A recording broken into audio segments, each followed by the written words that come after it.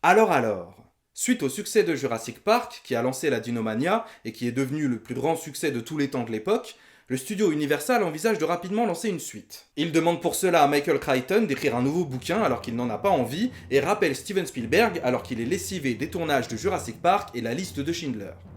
Aujourd'hui, nous allons parler d'un film né dans la douleur. Aujourd'hui, c'est Le Monde Perdu. Sorti en 1997 et réalisé par Steven Spielberg, Le Monde Perdu se cogne une réputation de suite ratée, de film qui tente mais échoue, en gros, de film qui n'a pas su relever son principal défi, être la suite de Jurassic Park. Il faut savoir que pour moi, aucune suite de la saga n'arrive à la cheville du premier film, même si, vous le verrez, il reste des œuvres que j'apprécie grandement. En ce qui concerne Le Monde Perdu, même si je ne trouve pas que c'est une merde infâme et qu'il y a selon moi de belles choses à sauver dedans, quand on le regarde juste après le premier, on constate assez facilement que le niveau a radicalement baissé. Alors, pourquoi Le Monde Perdu est une suite si peu aimée ? Ce film nous raconte l'histoire de Ian Malcolm, qui après avoir survécu aux événements du premier volet, est en pleine guerre médiatique afin que le scandale du parc éclate au grand jour. John Hammond le convainc alors de retourner au contact des dinosaures sur le site B d'Isla Sorna, une deuxième île où ceux-ci évoluent en liberté. C'est notre dernière chance de rédemption. Mais d'où il est pas en prison, John Hammond ? Accompagné de sa compagne Sarah, sa fille Kelly, l'écologiste Nick et Chekhov qui a un gros fusil, ce petit groupe se rend compte que des braconniers sont également présents sur l'île pour y capturer les dinosaures et créer un parc à thème sur le continent.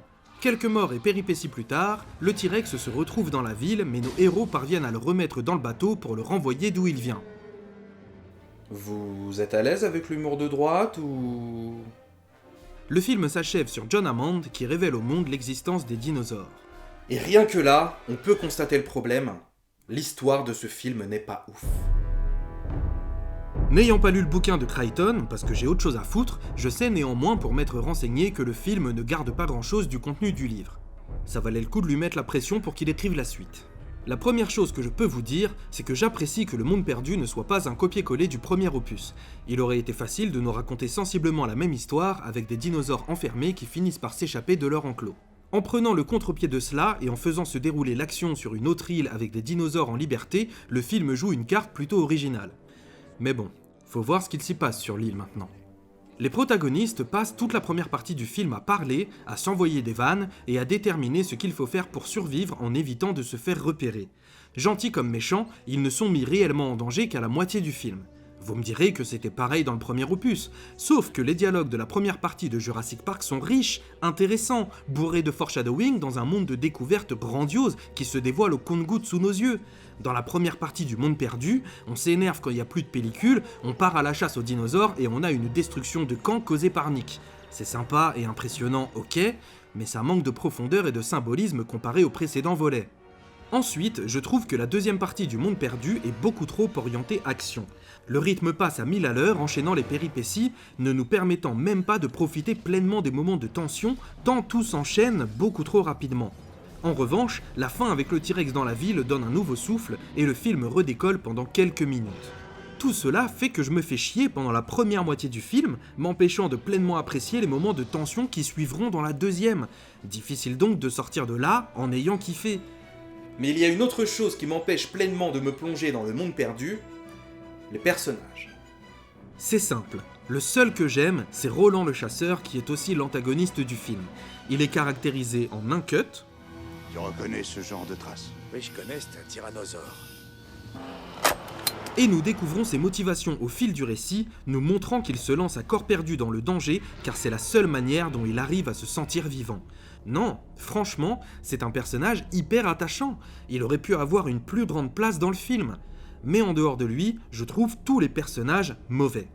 Ian Malcolm est passé d'un philosophe chaoticien qui fait des punchlines à... juste un personnage qui fait des punchlines. Plus d'envolées, plus de points de vue tranchés et éclairés, juste des vannes, et il ne théorise rien. Une corde, bon, d'accord, autre chose? Oui, 3 doubles cheeseburgers avec ketchup. Sans oignon, le mien. Et pour moi, pas trop saignant. Bon allez, soyons de bonne foi. Il a quand même anticipé que le plan du méchant allait se péter la gueule. Sortir des dinosaures de cette île est la pire idée dans la longue et triste histoire des mauvaises idées. Et je vais être là quand vous l'apprendrez. Maintenant, vous êtes John Hammond. Bravo Yann, tu as réussi à deviner qu'amener des dinosaures sur le continent était une mauvaise idée. Quel philosophe! Et dans la liste des bonnes idées, est-ce que tu penses que crier quand tu arrives sur une île infestée de dinosaures, ça en fait partie? Sarah! Sarah! Sarah! Le Malcolm de Jurassic Park n'est plus. Ici, le personnage est juste un héros générique de film d'action moyen qui n'a pas à beaucoup se surpasser pour survivre. Quant à sa fille Kelly, elle est tout bonnement insupportable. Chaque fois qu'elle ouvre la bouche, c'est pour dire qu'elle a peur, se plaindre, faire du bruit quand le T-Rex est au-dessus d'elle, jusqu'au point d'orgue. Porte-moi. Mais nique ta mère! T'as 13 ans, t'as des jambes, t'as de l'eau, t'es pas blessé, tu marches! J'ajouterais que c'est le seul enfant d'un film de Spielberg que je trouve mauvais, tant au niveau du jeu que de l'écriture. Et pourtant, il y en a eu des mômes dans ces films. Quant à Nick, c'est juste un fouteur de merde un peu trop nerveux qui déclenche la partie action du film en emmenant un bébé T-Rex dans la caravane. Oui, il est blessé. Mais c'est un bébé T-Rex! Un bébé T-Rex! Concernant Tchekhov qui a un gros fusil, il meurt bouffé par papa et maman T-Rex sans avoir tiré un seul coup de feu. La plus puissante neurotoxine du monde. Elle agit en un 2/1000 de seconde, c'est-à-dire plus vite que la conduction nerveuse. L'animal est à terre avant qu'il ait senti la piqûre de la flèche.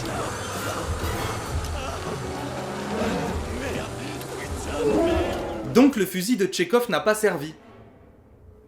Ça fait 3 ans que j'ai cette vanne en tête. La saga accueille également Peter Ludlow, et j'ai dû aller sur Google pour retrouver son nom, neveu de John Hammond qui est globalement montré comme une personne insignifiante. Il s'agit du premier blanc friqué de la saga Jurassic. Et pour ceux qui ne savent pas ce qu'est un blanc friqué, je vous remets les bases. Lee, je vais t'enseigner la théorie de Carter en ce qui concerne la criminologie. Faut suivre le blanc friqué. Faut suivre le blanc friqué. Tout forfait important à un homme riche et blanc à la base de sa réalisation. C'est un bolos, il le sait, vous le savez, le bébé T-Rex le sait, passons aux choses qui fâchent. Parce que oui, s'il y a bien un truc qui m'énerve dans ce film, c'est le personnage de Sarah Harding. Sarah est une comportementaliste animalière qui a étudié les prédateurs africains en dormant sous le vent, etc. Une pionnière, quoi. Les lions, les chacals, les hyènes. Oui, c'est bien Sarah, mais tu parles déjà beaucoup trop. Elle dit à Nick de ne pas fumer, de ne pas faire de feu et d'avoir une présence antiseptique. Ah oui, quelle idée géniale. Pendant que vous y êtes, barbouillez-vous de sang de mouton. Ah, ça, ce serait vraiment une mauvaise idée, Malcolm. Sauf qu'une heure plus tard, bah... Non, ne pariez pas là-dessus. Le tyrannosaure a la plus grande cavité olfactive, toute proportion gardée. Vous êtes blessé? Hein? Ça. Ah non, c'est le sang de leur petit. J'ai soigné sa patte cassée et ça ne sèche pas avec cette humidité. Mais elle est complètement conne! Mais dis-lui, toi, t'es chasseur, tu devrais savoir. Mais personne va lui dire. Et j'imagine que quand elle va se coucher, et voilà, putain, connasse! Elle a accroché la veste au-dessus de sa tête. Bah oui, présence antiseptique, ta race! Ceci dit, s'il y a bien une chose à garder du Monde Perdu, c'est sa mise en scène.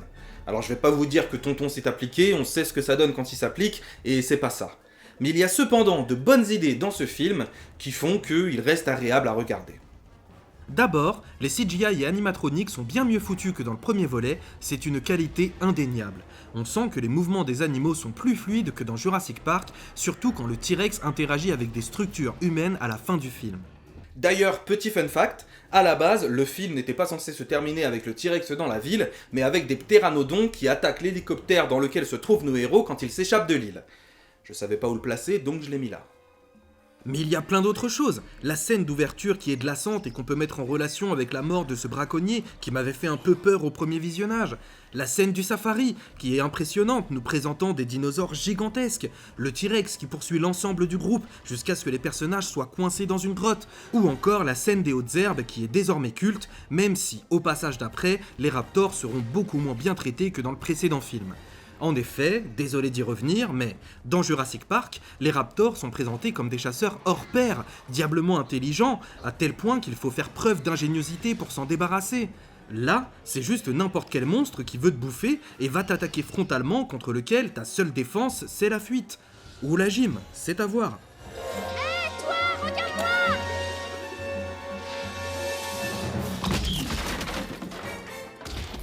Poursuivons.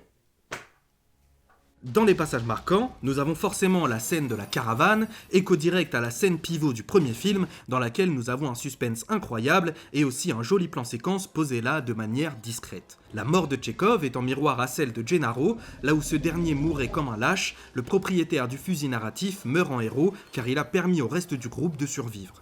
Et comment ne pas parler du dinosaure dans la ville, qui est une superbe relecture de King Kong. En plus, il ne le cache pas, vu que le bateau qui amène le T-Rex a le même nom que celui qui amène King Kong à New York. Et dans ce segment, nous avons des plans très impressionnants. Mais malheureusement, ce final possède une énorme incohérence qu'il me faut débunker. Oui, c'est rarement très pertinent de faire ça, mais celle-ci elle me chatouille depuis mes 8 ans, donc on va la faire. Dans le passage où Yann et Sarah arrivent sur le bateau, ils constatent que l'équipage entier s'est fait bouffer. Alors d'abord, comment le dinosaure a bouffé le type présent dans la cabine ? Son nez ne rentre même pas dans une grotte, et tu me parles d'une porte que même moi j'aurais pas réussi à franchir sans me mettre un peu de côté. Mais regardez, il y a pire. On est d'accord que le pouce du matelot est resté appuyé sur le bouton pour fermer la cale. Et le dinosaure est dans la cale. D'où ma question, comment le T-Rex a pu bouffer l'équipage du bateau alors que ce mec est mort en maintenant le dit T-Rex enfermé ? Alors je dis pas, la scène est stylée, mais sérieusement quoi ? Bref. Mais s'il y a une thématique dans Le Monde Perdu que je trouve vraiment cool, c'est tout le propos qu'il tient autour de la paternité. Rappelez-vous de ce que dit Sarah. Robert Burke a dit que le T-Rex était un rogue qui pouvait abandonner ses petits à la première occasion. Je sais que je peux prouver le contraire. Je crois que le débat sur l'instinct parental du T-Rex est maintenant totalement dépassé. Papa et maman T-Rex tiennent donc à leur petit, et plus précisément le père qui finira par le chercher dans la ville. Les personnages sont les seuls à avoir compris cela, et sont donc les seuls en mesure de ramener le dinosaure sur le bateau en emmenant le petit en voiture afin que le T-Rex les suive. Cela est d'ailleurs également appuyé au début du film avec le bébé stégosaure. Tout cet aspect autour de la parentalité des dinosaures est très malin, car le spectateur pourra entrer en empathie avec eux. Ce ne sont pas des monstres, à part le passage des raptors, ils tiennent aussi à leurs petits et peuvent traverser une ville entière pour les retrouver.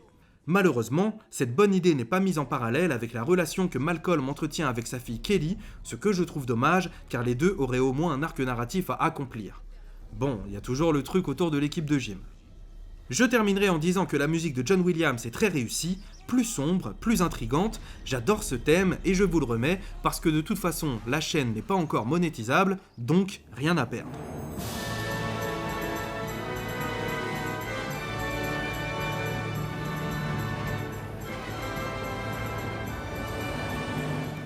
Le Monde Perdu est...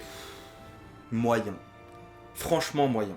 Et je comprends la déception générale qu'il y a eu à sa sortie. Spielberg n'était pas plus motivé que ça, et on sent que cette suite est plus une opportunité d'Universal de surfer sur le premier volet qu'une réelle démarche artistique. Alors ce film est-il réussi ? Non, bien sûr que non, mais je ne dirais pas qu'il est raté pour autant. Le Monde Perdu n'est pas une suite idéale, mais c'est au moins une suite qui tente de nous proposer autre chose, d'avoir des passages marquants et de nous emmener ailleurs avec une histoire qui a le mérite de ne pas être un copier-coller du premier film. Le Monde Perdu est largement en dessous de son prédécesseur, surtout en termes d'émerveillement, mais s'inscrit tout de même dans sa lignée, gardant sa thématique principale, nous confirmant que la vie trouve toujours un chemin. La grande histoire progresse, malgré une absence cruelle de questionnement philosophique, tandis que dans le lore de la saga, le monde entier apprend l'existence de ces animaux revenus à la vie. Le titre du film prend ici tout son sens, car les humains savent dorénavant qu'un monde perdu existe sur Terre où des dinosaures vivent et se reproduisent. Par contre, le ptéranodon, là, il risque de rapidement visiter les alentours. Le Monde Perdu n'est pas incroyable, mais il parvient à briller lors de certains passages. Il ne porte pas une once de matière à réfléchir en lui, c'est un simple film d'aventure basique mais correct, et il se trouve que c'est la suite de Jurassic Park. Comme quoi, il ne suffit pas de réunir la même équipe pour reproduire le même chef-d'œuvre. C'est dommage, mais c'est comme ça. Voilà, c'est tout pour moi, merci beaucoup d'avoir regardé cette vidéo. Comme d'habitude, je vous invite à liker, à commenter, à partager, à vous abonner. Prenez soin de vous, à très bientôt. Salut!